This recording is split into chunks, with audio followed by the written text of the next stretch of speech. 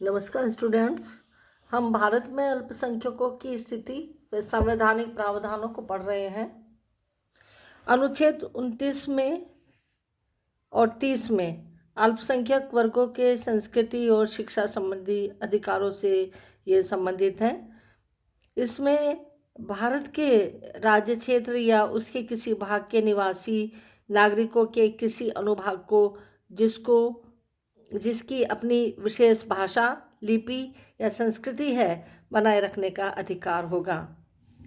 दूसरा, राज्य द्वारा पोषित या राज्य निधि से सहायता पाने वाली किसी भी शिक्षा संस्था में प्रवेश से किसी भी नागरिक को केवल धर्म, मूल वंश, जाति, भाषा या इनमें से किसी के आधार पर वंचित नहीं किया जाएगा।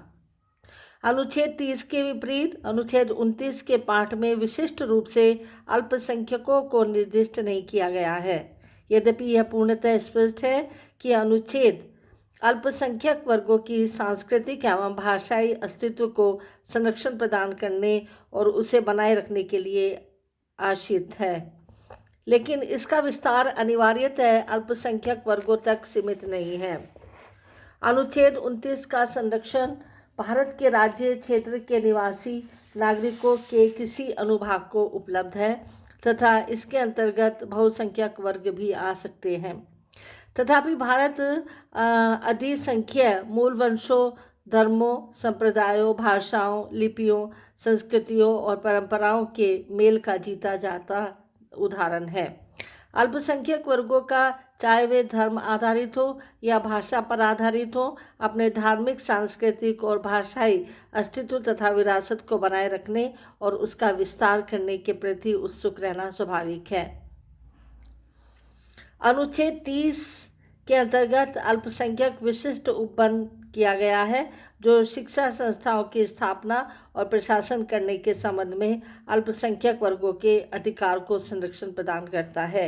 इसके अंतर्गत उपबंधित है कि धर्म या भाषा पर आधारित सभी अल्पसंख्यक वर्गों को अपनी रुचि की शिक्षा संस्थाओं की स्थापना और प्रशासन का अधिकार होगा। ध्यान देने योग्य बात यह है कि अनुच्छेद 30 के खंड 1 में निर्दिष्ट अल्पसंख्यक शिक्षा संस्थाओं को संविधान के अनुच्छेद 15 की परिधि से बाहर रखा गया है, जो राज्य को सामाजिक और शैक्षिक दृष्टि से पिछड़े हुए नागरिकों के किन्हीं वर्गों की उन्नति के लिए या अनुसूचित जातियों और अनुसूचित जनजातियों को अल्पसंख्यक शैक्षिक संस्थाओं के अतिरिक्त अन्य शैक्षिक संस्थाओं, जिनमें प्राइवेट शैक्षिक संस्थाएं भी शामिल हैं, चाहे वे राज्य द्वारा सहायता प्राप्त हो या गैर सहायता प्राप्त हो, में प्रवेश के संबंध में अधिकृत करता है। अनुच्छेद 29 व 30 को एक साथ सामान्य शीर्षक संस्कृति और शिक्षा संबंधी अधिकार के अंतर्गत भी जाना जा सकता है। इसके अंतर्गत निम्नलिखित अधिकार हैं। क, नागरिकों के किसी को अपनी भाषा, लिपि या संस्कृति बनाए रखने का अधिकार है।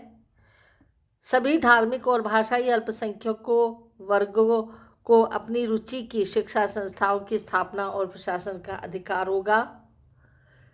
शिक्षा संस्थाओं को राज्य द्वारा सहायता देने के मामले में राज्य द्वारा विभेद के विरुद्ध वह धर्म या भाषा पर आधारित किसी अल्पसंख्यक वर्ग के प्रबंध में है शिक्षा संस्थाओं का अधिकार होगा। राज्य द्वारा पोषित या राज्य द्वारा सहायता प्राप्त शिक्षा संस्था में प्रवेश से वंचित किए जाने के विरुद्ध नागरिक का अधिकार होगा। इस तरीके से अनुच्छेद 29 में विशेषतः उसके खंड 1 में साधारण रूप से यह बात कही गई है कि शिक्षा संस्थाओं की स्थापना और प्रशासन करने के अल्पसंख्यक वर्गों के अधिकार पर केंद्रित है। इस तथ्य के बावजूद शिक्षा संस्थाओं की स्थापना और प्रशासन करने के अल्पसंख्यक वर्गों के अधिकार को अनुच्छेद का संरक्षण प्राप्त होगा। अब हम धर्म आधारित अल्पसंख्यक वर्गों के संरक्षण के लिए जो विविध ढांचा है, हम उसको देखते हैं। केंद्र सरकार द्वारा अनुसूचित जातियों और अनुसूचित जनजातियों के व्यक्तियों को अस्पृश्यता, भेदभाव, अपमान आदि से संरक्षण प्रदान करने के लिए सिविल अधिकार संरक्षण अधिनियम 1955, जिसे पहले अस्पृश्यता अपराध अधिनियम 1955 कहा जाता था, अनुसूचित जातियां और अनुसूचित जनजातियां अत्याचार निवारण अधिनियम 1989 जैसे विधान अधिनियम किए गए। इस प्रकार के स्वरूप का कोई विधान अल्पसंख्यक वर्गों के लिए विद्यमान नहीं है। यद्यपि यह तर्क दिया जा सकता है कि परवर्ती अधिनियम अर्थात अनुसूचित जातियों और अनुसूचित जनजातियों अत्याचार निवारण अधिनियम 1989 के पूर्ववर्ती अधिनियम अर्थात सिविल अधिकार संरक्षण अधिनियम 1955 धर्म पर विचार किए बिना अस्पृश्यता संबंधित अपराधों के सभी मामलों पर सामान्य रूप से लागू है।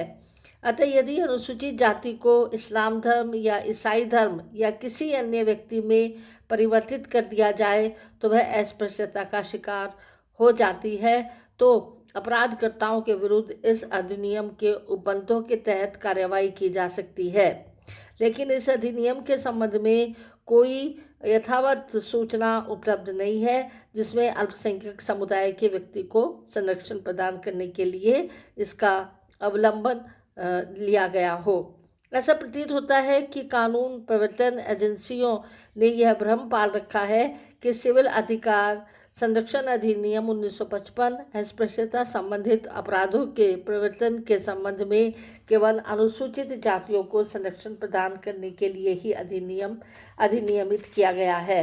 अतः इस संबंध में कानून प्रवर्तन प्राधिकरणों एजेंसियों को सुग्राही बनाने की आवश्यकता है। यह कह देना कि कोई इस धारणा का विरोध नहीं कर सकता कि सिविल अधिकार संरक्षण अधिनियम 1955 अपने धीमे क्रियान्वयन के कारण उतना अधिक प्रभावी नहीं बन सका, इस तथ्य के बावजूद कि इस अधिनियम के अंतर्गत अपराध संक्षेपतः संज्ञेय और विचारणीय होते हैं।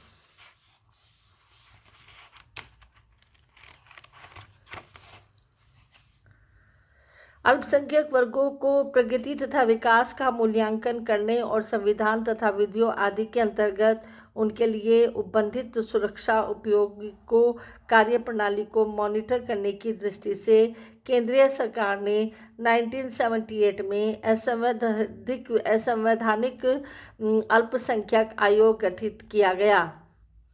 वर्ष 1992 में अल्पसंख्यकों के लिए राष्ट्रीय आयोग संबंधी अधिनियमित किया गया ताकि संविधान आयोग का गठन किया जा सके। 1993 में इसी अधिनियम के तहत राष्ट्रीय अल्पसंख्यक आयोग की भी स्थापना की गई। संविधान संशोधन विधेयक अर्थात संविधान 103 संशोधन विधेयक 2004 प्रस्तुत किया गया, जिसमें संवैधानिक स्तर का राष्ट्रीय अल्पसंख्यक आयोग गठित करने के लिए नया अनुच्छेद तथा अनुच्छेद 340 को शामिल किया गया। साथ ही राष्ट्रीय अल्पसंख्यक आयोग अधिनियम 1992 को निरस्त्रित करके संबंधी विधेयक भी प्रस्तुत किया गया। अब हम बात करते हैं भाषाई अल्पसंख्यक वर्ग की। जैसे कि हमने पहले भी बताया है आपको कि भाषाई अल्पसंख्यक या अल्पसंख्यक वर्ग को परिभाषित नहीं किया गया है। यदि देश को एक यूनिट के रूप में लिया जाए तो ऐसे सभी लोग जो हिंदी के अतिरिक्त अन्य भाषा बोलते हैं को भाषाई अल्पसंख्यक वर्ग माना जा सकता है। लेकिन यदि राज्य की एक यूनिट के रूप में मान लिया जाए तो ऐसा नहीं माना जा सकता। राज्य में ऐसे अल्पसंख्यक वर्ग हो सकते हैं जो उस राज्य में बहुसंख्यकों द्वारा बोली जाने वाली भाषा के अतिरिक्त दूसरी भाषा या भाषाएं बोलते हैं। राज्य में बोली जाने वाली भाषा की बोलियां अल्पसंख्यक वर्गों की संख्या में व्यापक स्तर पर वृद्धि कर सकती हैं।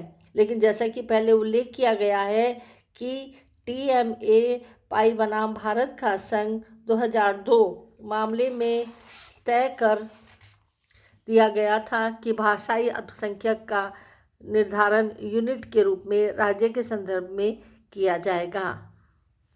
नमस्कार, धन्यवाद।